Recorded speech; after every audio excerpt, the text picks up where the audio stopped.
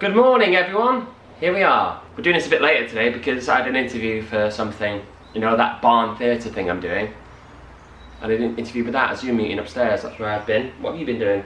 Well, I got up a lot earlier than you, so I've been just working down here on my book and editing my video for tonight. Yeah. We got a new armchair. Arrived today. It's right there. It's very nice. It is very nice. You'll see it one day. Take our word for it. Yeah. Last night we watched Ant-Man and the Wasp. We did. What do we think? I really enjoyed it. Yeah. Really enjoyed it. Isn't it? Yeah. I can't remember when we saw it for the first time, but I remember being in the cinema and being very tired. Yeah. So I don't know if we came back from like a holiday somewhere. I don't know. I can't remember. Because I remember like falling asleep in the cinema. That sounds like us. That sounds like... Because we've done that a few times where we've... I don't know, I've come back from somewhere, or you... Maybe you came back from like a cruise or something. Yeah, maybe. I remember being pretty tired. Yeah, I feel like I remember nudging you awake at some point. Yeah. It's another glorious day here in the UK. We've got the doors open again, so you might hear some banging and shouting, whatever, the birds.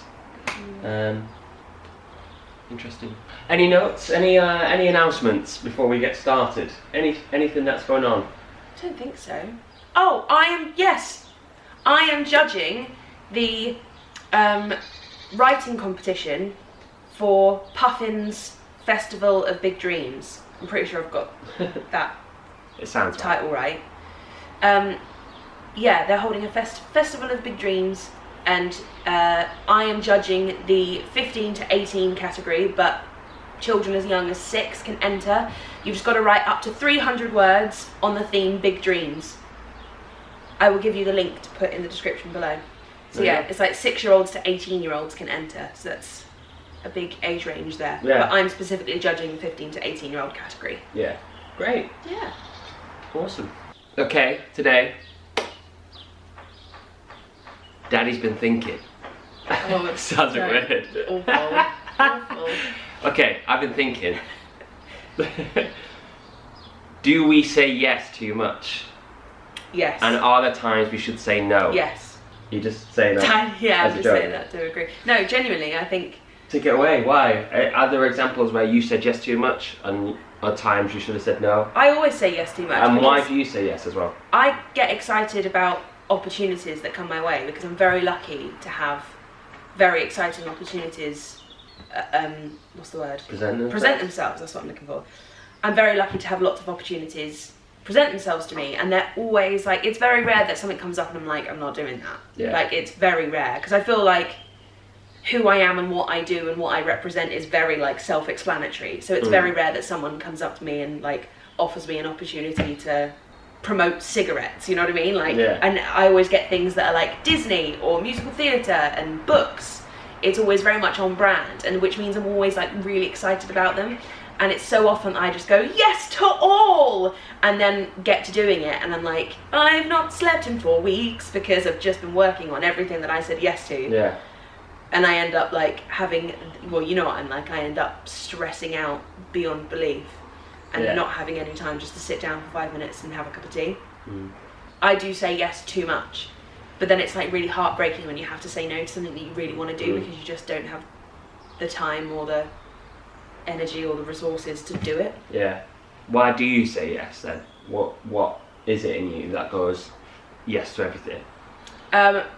Partly because, like I said, they're really exciting opportunities, and it's really heartbreaking when I have to turn down something that I really want to do because I've already said yes to something else. But that's kind of bittersweet because the reason I can't say yes to doing that is because I've already said yes to doing something else that's also just as great. But it's also because I hate disappointing people. I am at heart a people pleaser. I don't like disappointing people, or that's it. I was going to say more to the sentence, but I just don't like disappointing people. I don't like telling someone that I can't do what they would like me to do. I don't like saying no because I don't like disappointing people. There's no other way to say it. I just don't like disappointing people, so I end up just saying yes to everything so that I appease everyone. But then I feel like if you do say yes to everyone because you don't want to disappoint them, you might end up disappointing them anyway if it gets to a point where you literally physically can't do what they want you to do. And also on that as well, like it can get to the point where the content is not as good as his. Yeah, the content suffers. Yeah. Yeah, because you're like only spending like only got 50% of your mind on something rather than giving it your 100%. You know what I mean? 100% of what you can give it.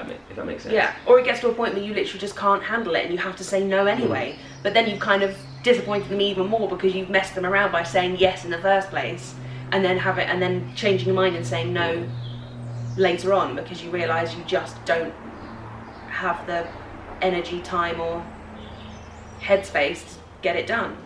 Do you think also as well though, the occupation of being an actor and an actress lends itself to the yes community? What do you mean? In what way? Because I think it does. I think if I look at my life, obviously yours is different, but like I went like to college, whatever. I got told how to do things, and I get what you mean. And not say, if a director says to you, stand over there, and you're like, no, it just wouldn't happen. No. It's a yes community. You say yes, I'll make it happen. I'll do it, and you do that all the time. There's a hierarchy in theatre, clear hierarchy, and the actors are yes men. It gets to a point, obviously there's points where you can challenge or go, no, actually, or you can get to that level, but from ground up, you're sort of brought up that way, and until you do get to that level, until you are like Leonardo DiCaprio shooting a film, I'm sure he can be like, no. Quentin, can I do this? Yeah. But do you think it lends itself to that community? Yeah, 100%. Because I think of people I know in the community, and it's not even, everyone's a yes man. Yeah. Aren't they? Yeah. Like we're sat here talking about like if we give them opportunities, they go, yeah, we'll do it. Yeah. It's like it's a thing that we're just sort of, it's ingrained in our brains. Like, we're programmed just to say yes and figure out how to do it later. So you said that you didn't want to upset people, and I was like, yeah, that is true. That's one of your traits. But however, I think also being in your like line of work as well. Yeah. You're surrounded, aren't we? We're surrounded by like saying yes and pleasing people. Yeah, well there's that sort of like saying or scenario where people say if a director asks if you can do something, even if you can't do it, you just say yes and then figure out how to do it later. Yeah. Like if a director's like, can you horse ride? You're like, yes! And then you go away and take some horse riding lessons and figure out how to do it yourself. Yeah. Which isn't the way to do it, but that happens. Can you do this accent? Yes, I can. And then you go away and figure out how to do that accent. Like, people do it all the time because they want the job. So now, like, you've obviously gone through like the stage of saying yes a lot. And when was the point when you were like no? When did you find the voice to say no? Because I can say in this lockdown, for example, for myself, a lot of people have come to me and said, would you want to be part of this project and this project and this project? And there are things I've like accepted and gone, yeah, but there are things I've turned down just because of what we were talking about, like time. It's just the sheer volume of requests that have now come in because of lockdown. You physically just can't say yes to them all. And also, like, it's hard. It was really hard to say no in the lockdown, only because people aren't as busy. Well, people are busy, but it's not like you can be like, oh, I'm at work or I'm here. People know where you are. Yeah. People know you're at home. So like, can you sing this song for me? A lot of times like, yes, but then it got to the point where there was so much stuff, it had to be like, I'm sorry, we can't do that. It's also hard to say no as well when it's like, oh, we're doing it for this charity. Yeah. Like, Yeah, we have done a lot though. Yeah. But have you found your no voice then? I think so, yeah. The thing I struggle with the most is because if something comes in that's an opportunity that I really want to do and I just can't fit it in, that's when it's like the most disappointing. Because then it feels like I'm sort of shooting myself in the foot, even though, like I said, it's bittersweet because the reason I can't do that thing is because I'm already doing something amazing. Yeah. It is really heartbreaking when you're like, oh my god, I wish I could say yes to that. Yeah. But I have been in too many scenarios where I've just burnt myself out completely, and I know what that feels like now, and so I'm very conscious of never letting myself get to that point. And my agent is as well. My agent always, if I say yes to anything, she's like, now are you sure? Yeah. Because we don't want to get to that place again. I'm like, yes, no, I'm sure. Yeah. Yeah, I'm thinking for me, like finding my no voice specifically happened with the auditions that present themselves. Because I used to be that actor that would go to every audition. Like, so if they were like, right, tomorrow they want you to sing, act and dance at Pineapple. You've got all these sides and it's for a part you're probably not right for. You're probably a bit too young, but do you want to go anyway? I'd be like, yeah, because I would just go. This is like early days, because I was like learning my trade and learning my like craft. So I was a yes person, and I didn't want to upset my agent at the time, my old agent. I wanted to go and be seen for everything. I wanted to like, you know, just do it. And it was obviously hard at the time because I was traveling from up north, which was like 3 hours long, like journey, but I would do it. But now, like, I guess because I've been out and worked and experienced the business more, I'm more confident with saying no, because I think it's safety in numbers as well. Like, I know that other people do say no. Being around people go, oh no, I turned that down. I turned that audition down. I was like, why? Because I'm not right for it. What's the point? You're just wasting everyone's time. Yeah. And so I've learned to say no in that way. I remember a good example. I had an audition, this was years ago, before the Broadway production of Moulin Rouge even started. My agent called and was like, yeah, they want to see you for Santiago. And I was like, what, the Argentinian, the narcoleptic Argentinian? They're like, yeah, they want to see you. And I just knew I wasn't right. I knew, like 100%, I knew if I went in and nailed it, I'm not Latin. Yeah. Like, you know, I'm not that, that's not me. So I looked at the sides and stuff, looked at the music, and give it a couple of hours to think about it. But I knew what I was going to say. I just needed an hour to like really solidify what I was going to say. And I was like, no, I'm not going to this audition. And my agent was fine. My agent are amazing with that sort of stuff. If they, you know, if you say I don't want to do it, and for good reason, they're like really good. Yeah. They're like, okay, cool. So they took me out of it.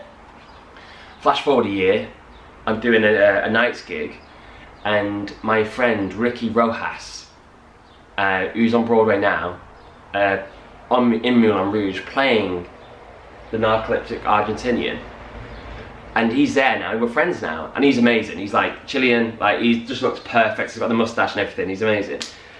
And I said to him, I was like, oh my god, I was so right about a year and a half ago when I got an audition through for Moulin Rouge and they wanted me to go in for Santiago.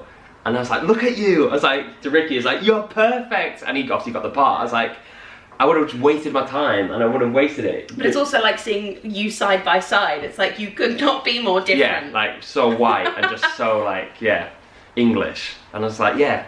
So it is right, yeah. I think sometimes to say no, even though it is hard. Finding that no voice is important, because you know in your heart, especially when it comes to auditions and stuff, you know, there are auditions that excite you and you go, oh my god, I'm perfect for this. Yeah. And you're never going to say no to it, because you're like, I know that if I go in and sing well and act well, I've got a really good chance of getting it. It's only going to be down to me messing up, really not getting it, or like other sources. But there are some times they're like, we want you to go in for this, and you're like, I am not right for that. So have you had any of those? I don't think I've ever had an audition for something that like that where I'm like so unbelievably not right for it. But I've had things where, I guess like Veronica, where the only other person who played it before me was just we didn't look like each other at all. Yeah. It was going in like a very different direction, picking me for Veronica. But it was one of those things where it was like, there's nothing in the character description that says, like, your character was an Argentinian, like his character description is Argentinian, so asking you to audition was a very strange choice. But with Veronica, it's like, she's just a 17-year-old schoolgirl, you know, she could be any race, any, like, you know what I mean? I think that would always be a yes for you as well anyway, like if that hit you, like, regardless, you're like, I want to audition for it. Yeah. And I guess Wednesday as well. I've never had anything that was like so contrasting to who I am and my castability. Yeah. Everything's always kind of been like pretty on the nose.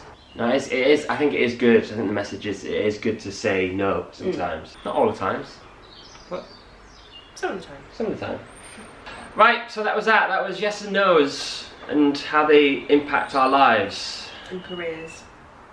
Yeah. So that's that. Have a good day, everyone. Be safe out there. Don't always say yes or no. Mix it up a bit.